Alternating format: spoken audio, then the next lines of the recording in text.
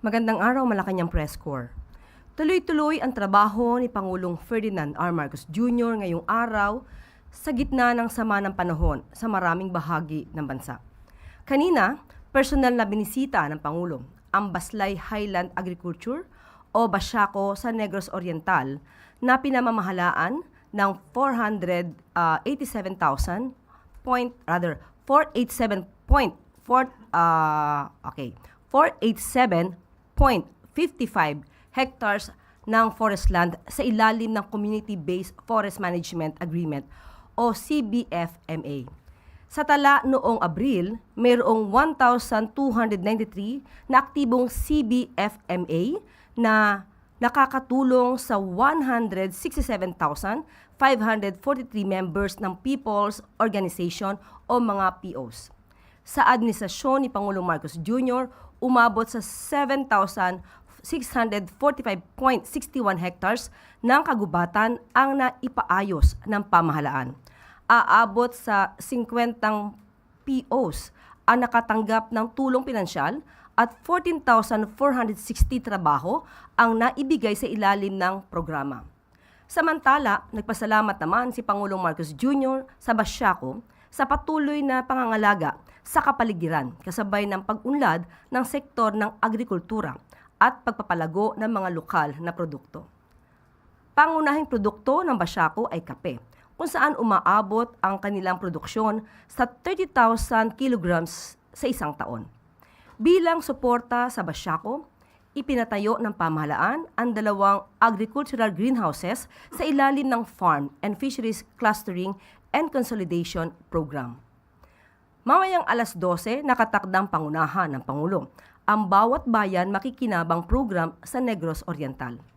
Inaasahang mamamahagi ang Pangulo ng tig 10 kilong bigas sa 2,230 beneficiaries mula sa barangays Talay at Cantil-E ng Dumaguete City, sa ilalim ng Bagong Pilipinas Rice Program na bahagi ng Local Government Support Fund o LGSF ng pamahalaan.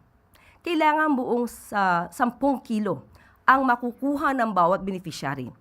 Hindi bawas, hindi kulang, kundi buong 10 kilo. Kung makakakuha ng hindi buong 10 kilong bigas, agad na i-report ang insidente sa Office of the President o dito mismo sa PCO. Libre lang din ang ayudang ito ng pamahalaan. Ibig sabihin, walang sinisingil na bayad ang gobyerno sa bigas o sa tulong na ibinibigay sa ating mga beneficiaries. Target ng Pangulo na mabigyan ang 386,673 beneficiaries sa buong Negros Oriental. Sa pinakahuling tala ng pamahalaan, umabot na sa 1,281 local government units ang nakatanggap ng financial assistance sa ilalim ng Bagong Pilipinas Rice Program. Inaasahan ding makikinabang ang 2,785 presidential scholars sa buong Negros Oriental sa ilalim naman ng Socio-Civic Projects Fund o SCPF. Sa pinakahuling datos, umabot na sa 38,279 barangays ang napagkalooban ng SCPF sa buong bansa. Sa kabuuan, nakapagbigay ng ang pamahalaan ng 7.66 billion pesos. At maaari na po akong tumanggap ng inyong mga katanungan. Unang tanong po mula kay Ivan Mayrina, GMA News.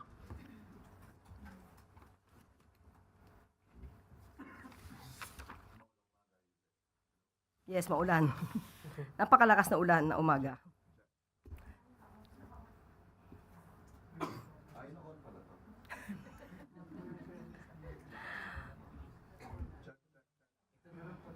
Hello. Ngayon ko lang nalaman na si Ivan ay medyo magaling pala magpatawa. Maraming salamat. Yusek, over the weekend, may mga umikot pong social media posts saying that VP Sara was supposedly asking for a private meeting with the President. What can you tell us about this? Wala po tayo makukumpirma patungkol po dyan dahil wala naman din pong ibinababa sa atin na anumang impormasyon kung meron ngang ganyang kaganapan. So sa ngayon ay wala tayong makukumpirma. Pero wala rin po kayong dinedeny by saying that. So should such a request be made, is the President inclined to grant that request? Hypothetical question. Pero, ang sabi ng Pangulo, sa una pa lang niyang podcast, kahit sino, sa lahat na maaaring hindi sumasang-ayon sa kanya, siya ay bukas upang makipag-usap para magkaroon ng magandang pagkakaintindihan. Hindi partikular para kay Vice Presidente. Baka kasi magkaroon na naman ng misinterpretation at misunderstanding sa ating mga ginawang katugunan sa ngayong araw na to. But that was then. Since then and now, things have been said and done. So is that to say that the President remains open to reconciling or working with the Vice President? Sa lahat ng kababayan natin, sa lahat ng tao ay open ang Pangulo. Salamat po. Next question po, Rafi Ayeng, Daily Tribune.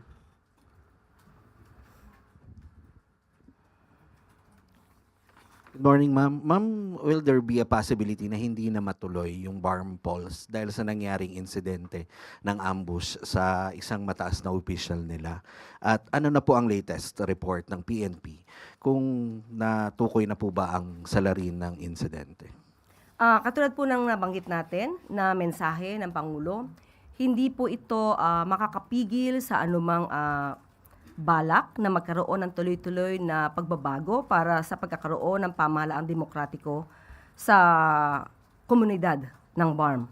At ayon din naman po sa COMELEC ay tuloy-tuloy pa rin po ang eleksyon at naghahanda po sila para sa isang peaceful na eleksyon. At generally, sabi ng COMELEC ay peaceful naman ang buong BARM. And patungkol naman po sa PNP, sa ngayon po ay malalimang pag-iimbestiga pa rin ang isinasagawa nila. Pero kung ano man po ang operasyon para malaman kung sino ang nasa likod nito, ay ipapaubayan na lamang po natin sa PNP. At hindi po natin maaaring ibunyag sa lahat kung ano pa ang kanilang mga ginagawang pag-iimbestiga at operasyon. Susunod na tanong po, Eileen Taliping, Abante Tonight. Yusek, may mechanism ba ang government para ma-check, verify, and validate yung mga, kung totoong mga deserving students na mga mahihirap na estudyante ang nakikinabang doon sa Presidential Scholarship Program ni Pangulo? Kasi mayroon pong isang umikot sa social media na anak ng kapitana ng barangay ang binigyan o nang binigyan ng scholarship. Kahit noon pa po ay nabanggit na po ng Pangulo sa meeting na dapat na ipaalam sa ating mga kababayan ang scholarship na ibinibigay ng ating pamahalaan. At gusto niya makarating ito sa kasulok-sulukang parte ng Pilipinas para kung sino man yung mga deserving na mga kabataan na nais na mag-aral pero kapos sa buhay ay dapat na matulungan at sila ang magiging pag-asa ng bayan. Yan ang nais ng Pangulo. At sa ngayon ay meron naman po na mekanismo na ipinatutupad.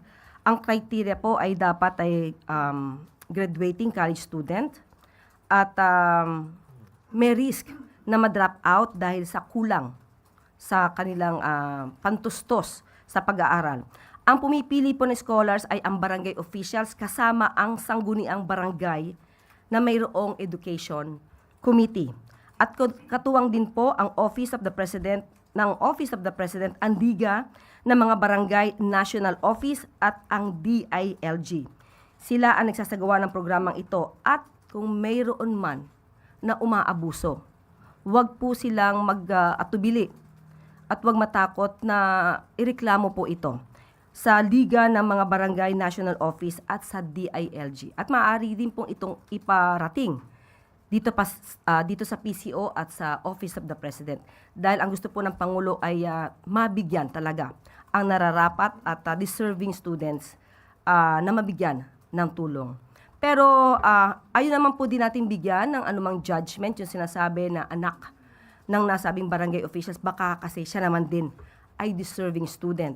At hindi naman po namimili ito na kapag kamag-anak ng isang barangay official ay hindi naman maaaring maging beneficiary. So basta po deserving at kailangan yung kanyang requirements bilang deserving student ay naabot. So yun lang po naman ang gusto ng Pangulo. Follow up, ma'am. Paano po kasi kung minsan naaabuso din ng mga barangay officials yung ibinigay na pribilehiyo para sa mga mahihirap na estudyante at ibinibigay sa mga kamag-anak nila. Yes, kaya nga po, kung meron po tayong nakikita ng ganyan, katulad po niyan, may nagsusumbong, madali naman pong magsumbong ngayon. So, ang mga ganyang mga klaseng reklamo ay wini-welcome po natin at tinatanggap po natin dahil kailangan po talaga ng ayudang ibinibigay ng Pangulo at ng pamahalaan at ng local government units natin ay makarating sa tama. Thank you. Next question po, Samuel Medinilla, Business Mirror.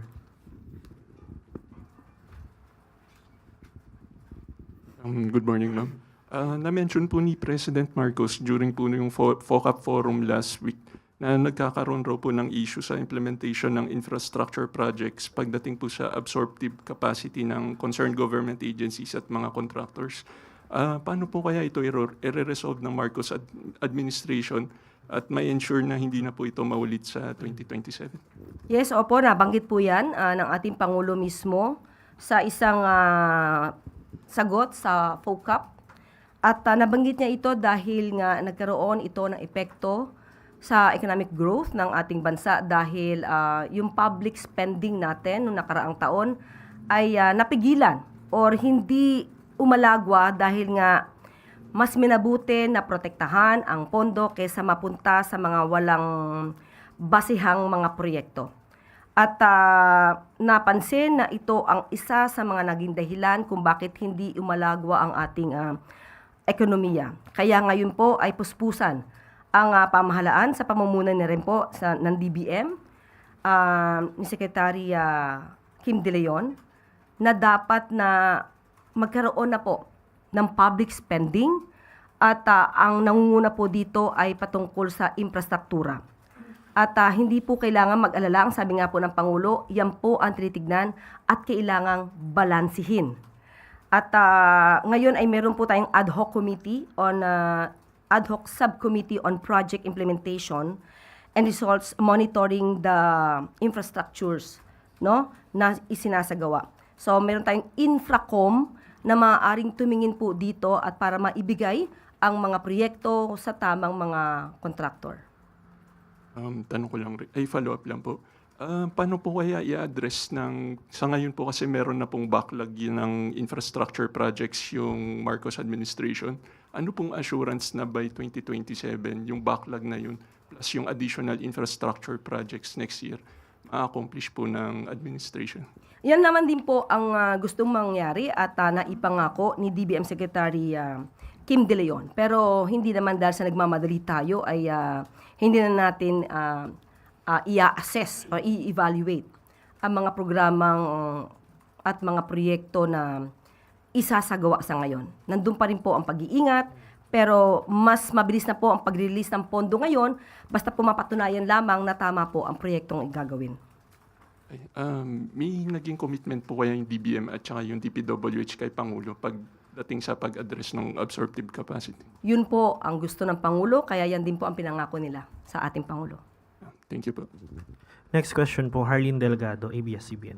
Good morning, Yusek. Yusek, I understand there's already a legitimate memo, but earlier there's this supposed fake memo that circulated on social media about the suspension of in-person government work in classes. Just wondering, Yusek, na-trace na ba yung source and would the palace seek legal action over this? Sa ngayon ay inaaral po natin yan at ang sabi nga po natin lahat ng mga nagbibigay ng mga ganitong klaseng mga impormasyon na maaari makaapekto sa ating mga kababayan ay hindi po palalagpasin. So aalamin po natin kung saan ito nanggagaling at medyo ang bansa po natin talaga ay bugbog na sa fake news. So hindi lamang po PCO, hindi lamang po ang pamahalaan ang magsasagawa ng anumang pag-iimbestiga rito o pag-assess. Kakailanganin din po namin ang tulong po ninyo, lalong-lalo na sa mainstream media dahil kayo po ay napakalaking tulong sa ating gobyerno para hindi na kumalat pa ang ganitong mga klaseng fake news. Huling tanong po, Alvin Baltasar, Radyo Pilipinas. Yusek, good morning. Pahabol na lang po. Kasi sa isang panayam, sinabi ni Congressman Erice na pinagsabihan daw siya ni DOTR Secretary Vince Dizon na isi-zero allocate daw siya amid his request na isang proyekto doon sa C3 sa may Caloocan. Mhm. Tungkol dito, Yusek, nakakausap niyo ba si Secretary Vince at talaga bang sinabi ni Secretary Dizon yon kay Congressman Erice? Actually po, nung nadinig ko na sinabi po niya yan, na siya daw ay nakausap, na pagsabihan ni Secretary Vince Dizon, na siya ay magkakaroon ng zero allocation dahil siya daw ay nakakapanira sa gobyerno dahil sa kanyang mga sinasabi. So, ang una ko pong ginawa ay hindi tayo muna nagbigay ng anumang komento, tinawagan mismo natin si Secretary Vince Dizon at ipinaalam natin kung ano ang tinura nitong si Congressman Erice sa isang panayam. At yan po ay pinasinungalingan mismo ni Secretary Vince Dizon dahil hindi po niya nakakausap si Congressman Erice patungkol sa kanyang pagbibintang. At hindi naman po makakapanira ang mga sinasabi ni Congressman Erice sa pamahalaan, lalong-lalo na kung ito naman ay puro fake news at walang basihan. So, walang magiging dahilan para siya ay katakutan at hindi natatakot ang gobyernong ito sa anumang pagbabatikos. Dahil kung anuman ang mga mensahe ng ating mga kababayan, yan naman po ay tinatanggap at inaalam ng Pangulo para malaman kung ano ang kulang, kung ano ang dapat gawin. Pero yung mga mensahe na walang basihan, hindi po to nakakapanira sa pamahalaan. Hindi to nakakaapekto. Pero dapat po na ituwid dahil mayroon nagmamalaki kung ano-ano ang sinasabi sa pamahalaan, yun pala, galing lang sa kanyang sariling bibig na walang anumang ebidensya. Pero ang sinasabi ni Congressman Erice doon din sa interview, Yusek, kung ano lang daw yung sentimiento ng tao, yun lang yung sinasabi niya. For example, sabi raw nung mga sa sentimiento, wala naman daw mangyayari doon sa flood control. Ng mga tao, sabi ng mga tao. Pero yun ay ine-air niya lang, base na din doon sa damdamin ng mga taong bayan. Sabi. So, dyan pa lang maliwanag na nung hinanapan natin siya ng ebidensya, ay wala siyang maipakita. Nung hinanapan natin siya ng ebidensya, maliwanag ang kanyang sinabi sa isang panayam sa channel, sa News 5, na sinabi na laglagan, na hindi madidimanda o makakasuhan si Speaker Romualdez at dahil laglagan na. Hindi yun. Maaaring sabihin lamang na base sa sentimiento. Ile-level up niya ang sarili niya dahil siya isang congressman. So, hindi siya pwedeng iparot lamang kung anong sinasabi ng ibang mga tao na walang basihan. Siya, kailangan ng basihan, kaya natin siya hinahanapan ng ebidensya. So, nung sinagot natin siya dito, hinanapan natin siya ng ebidensya, at kung may ebidensya siya, mauna na siyang magsampa ng kaso. Tayo po ay bumabase mismo kung ano ang ating dala-dalang ebidensya, kung ano ang meron tayo, at hindi po tayo dito pamema lang. So, yun ang pinaka-importante dito, ebidensya. Follow-up question po, si Ivan Mayrina. GMA News. Ma'am, naitanong na po ito sa inyo last week, but I just like to follow up on this. Nakausap niyo na po ba ang Pangulo tungkol sa nabanggit na leadership funds and what did he have to say about it? Yes, nakausap po natin. Sinabi niya po na wala talagang itong pinag-usapan dahil nung pag nag-uusap sila at nagre-report si Secretary Manny Bonoan, hinahanapan niya ng proyekto at dapat ang proyekto ay base sa pangangailangan ng lugar, ng bayan. Ang pondo binibigay sa proyekto, hindi sa tao. Kaya siguro nabanggit niya na equitable distribution ang nais ng Pangulo dahil yun ang utos ng Pangulo. Pero when it comes to leadership fund, never po ito nabanggit sa Pangulo at ito din po ay dininay ng economic team. So kung meron man silang pag-uusap among themselves dito sa DPWH, hindi po ito kailanman naging programa ng Pangulo. At hindi po nakalagay ang leadership fund sa GAA. Yan din po ay tinanong natin mismo sa DBM. Wala pong leadership fund dito sa GAA. But as it appears in former Secretary Bonoan's affidavit, ang leadership funds daw po, or at least internally, that's what they call it, came about upon the President's instructions na tugunan yung kabawasan sa mga priority projects dahil nga nagsisingit ang mga legislators. So, are we still saying na hindi ito alam ng Pangulo, even if it appears, like I said, na ito po ay bunga ng kanyang utos? Yeah, ang utos nga niya ay dapat maging maayos ang lahat ng proyekto. Ayokong sabihin pinagalitan si Secretary Manny Bonoan. Pero nung huli kami nag-usap na Pangulo, sa mukha niya, yun ang gusto niyang sabihin kay Secretary Manny Bonoan, ayusin mo ang trabaho. Panghuli po, this question needs to be asked. Pag meron hong ginawa ang mga underlings mo, ang mga tao sa ilalim mo, na hindi mo alam, ang tawag po kasi ng ordinaryong tao doon nalusutan. Is this to admit na nalusutan ng Pangulo at least on this particular point? Kaya nga po, ano ang ginawa ng Pangulo nung nalaman niya na may anomalya sa DPWH? Dahil mali na yung report ni Secretary Manny Bonoan, ang ginawa agad ng Pangulo, nagpaimbestiga. Wala naman magagawa ang Pangulo kung hindi paimbestigahan yan, dahil kung meron kayong ginawang anomalya dyan, dapat managot ang lahat ng dapat na managot. Hindi po ito pinabayaan ng Pangulo. Sorry, one final point. Does the President believe that former Secretary Bonoan should be or deserves to be a state witness?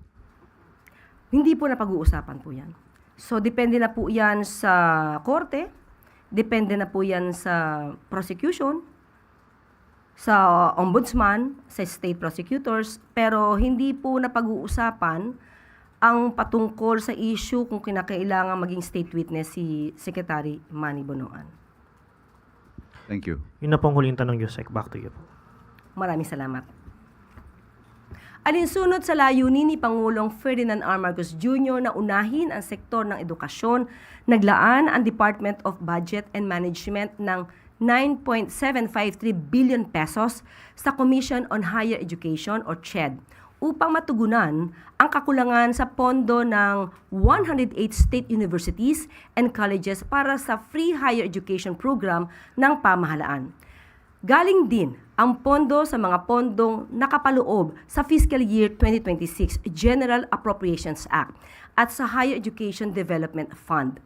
Ayon sa DBM, sa pangunguna ni Secretary Kim Robert De Leon, ang pondo ay para sa naipong obligasyon mula academic years 2022 to 2023, 2023 to 2024, at 2024 to 2025.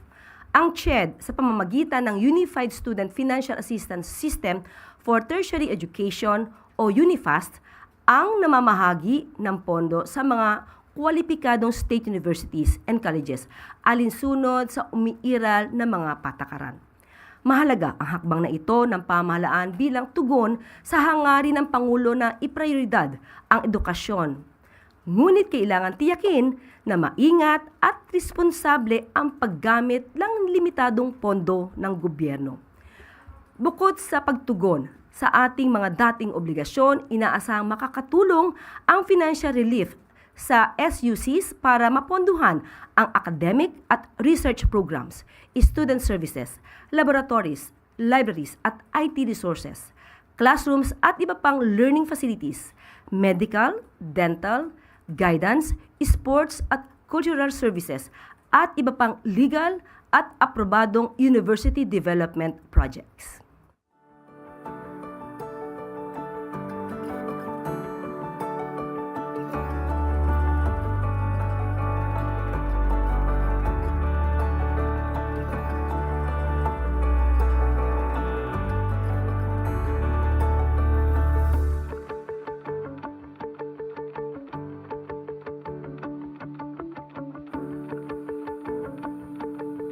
dito na po nagtatapos ang ating press briefing. Tandaan po natin, ang bagong Pilipino ay hindi sa pasigaw-sigaw o pagtaas ng boses sa kanyang mensahe idinadaan ang pagpansin sa pamahalaan, kundi sa lehitimong ebidensya. Hindi bumibida na pag hinanapan ng basihan, iibahin na ang usapan. Magandang araw para sa bagong Pilipinas.